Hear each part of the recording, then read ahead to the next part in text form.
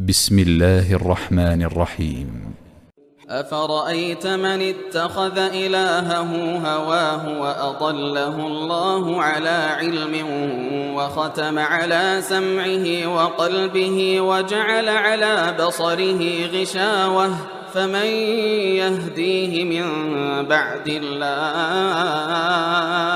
أفلا تذكرون وقالوا ما هي إلا حياتنا الدنيا نموت ونحيا وما يهلكنا إلا الدهر وما لهم بذلك من علم إن هم إلا يظنون وإذا تتلى عليهم آياتنا بينات ما كان حجتهم إلا أن قالوا ائتوا بآبائنا إن كنتم صادقين قل الله يحييكم ثم يميتكم ثم يجمعكم إلى يوم القيامة لا ريب فيه ولكن أكثر الناس لا يعلمون ولله ملك السماوات والأرض ويوم تقوم الساعة يومئذ يخسر المبطلون وترى كل أمة جاثية كل أمة تدعى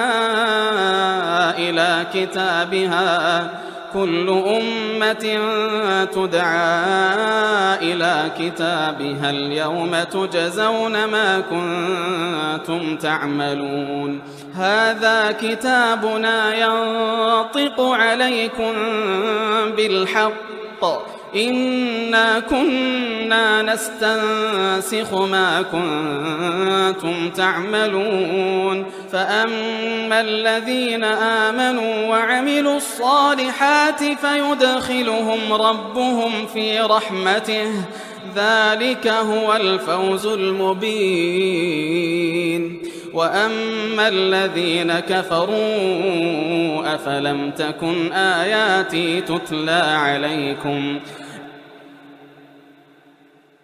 أفلم تكن آياتي تتلى عليكم فاستكبرتم وكنتم قوما مجرمين وإذا قيل إن وعد الله حق والساعة لا ريب فيها قلتم ما ندري ما الساعة إن نظن إلا ظنا وما نحن بمستيقنين وبدا لهم سيئات ما عملوا وحاق بهم ما كانوا به يستهزئون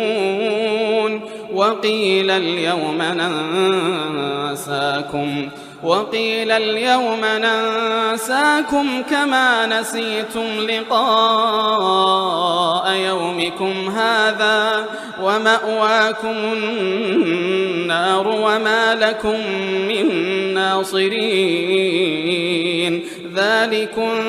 بأنكم اتخذتم آيات الله هزوا وغرتكم الحياة الدنيا فاليوم لا يخرجون منها ولا هم يستعتبون فلله الحمد رب السماوات ورب الأرض رب العالمين وله الكبرياء في السماوات والأرض وهو العزيز الحكيم.